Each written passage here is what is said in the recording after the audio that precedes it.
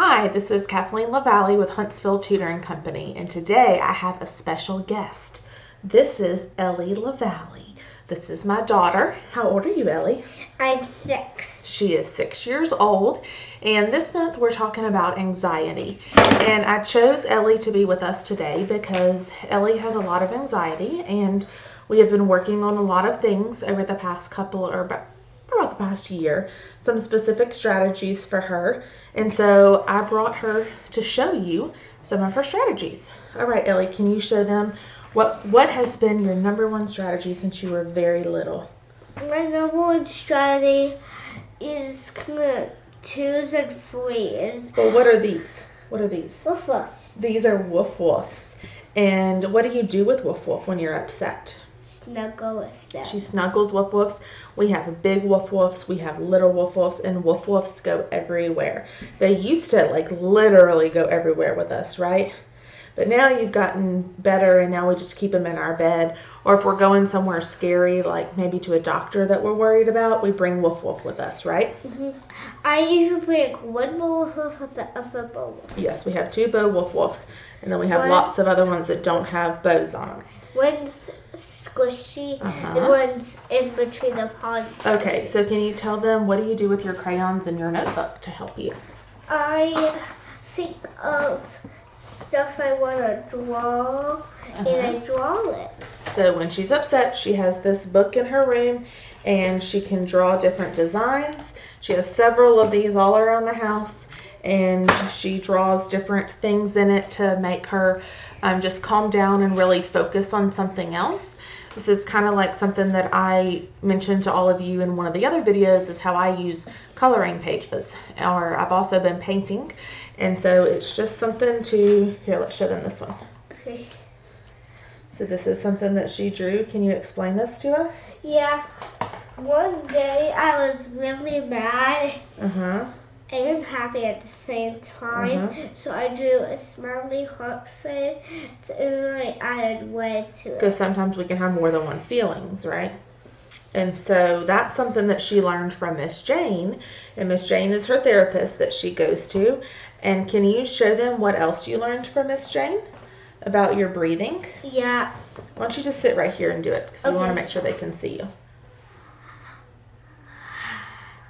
So she raises her hands up and she takes a deep breath in. And then she puts her hands down and she takes a deep breath out. In the middle, you hold it. Oh, in the middle, she holds it. And then another one we do a lot is we count. So she just does normal breathing, but I count, and I'll go 1, 2, 3, 4, a little bit slower than that. And then I start over again at 1 and I go to 6. Start over again at 1 and go to 8. Are you holding your breath? Okay, well, don't hold your breath for that long. Let it out. So then at school, Miss Katie has been doing what they call a toolbox. And so Miss Katie pulls Ellie about once a week, and they learn a new strategy. And can you tell them the one you learned this past week? Do you remember what it's called?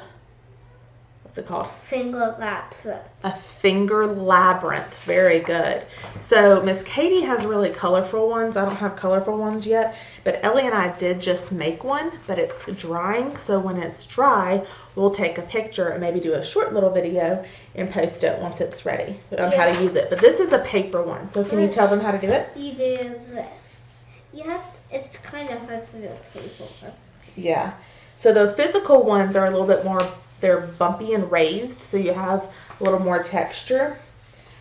This one is, obviously it's flat because it's just a piece of paper, but instead of buying a finger one, you could get like puff paint, and you could trace over the lines and use it. It looks like a maze, but there's actually only one way in.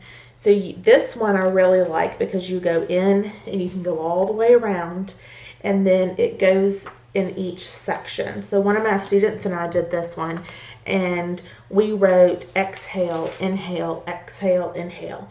So after she got all the way around each section, she has a certain breathing that she's working on, and we colored each section her favorite colors.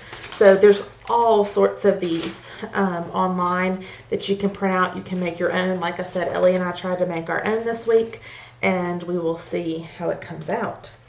All right, so then the last thing that Ellie and I actually just started making today is I introduced her, since she liked the finger labyrinth, I introduced her to a worry stone. Okay. So can you show them how to make it? This is just Model Magic, and she's going to show you how to make it. I think it'll be easier with Play-Doh though. You could use Play-Doh or any type of clay. Okay, so tell them what you're doing. I'm going to get in trouble. Okay. Let's see us. And now what do we do? We put our thumb. We put our thumb in it, so we make a little thumbprint, and then that's all you do. So this is really easy. You let it dry, and then you can carry it in your pocket. You can keep it in your car, and it's just something tactile to rub your finger across.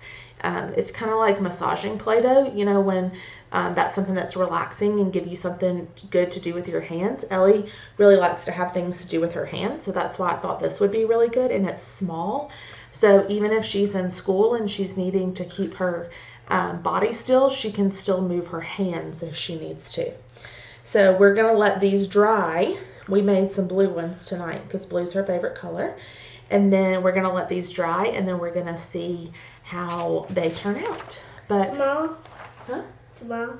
Yeah, they should be ready tomorrow. Tomorrow I will try to wear pockets so you can bring it to school. Yeah. And give it a try. Okay. Can you tell everybody goodbye? I'll tell them one thing. Okay. Sometimes if it's like off of my neck or my head or stuff, Michelle makes me put it in my backpack.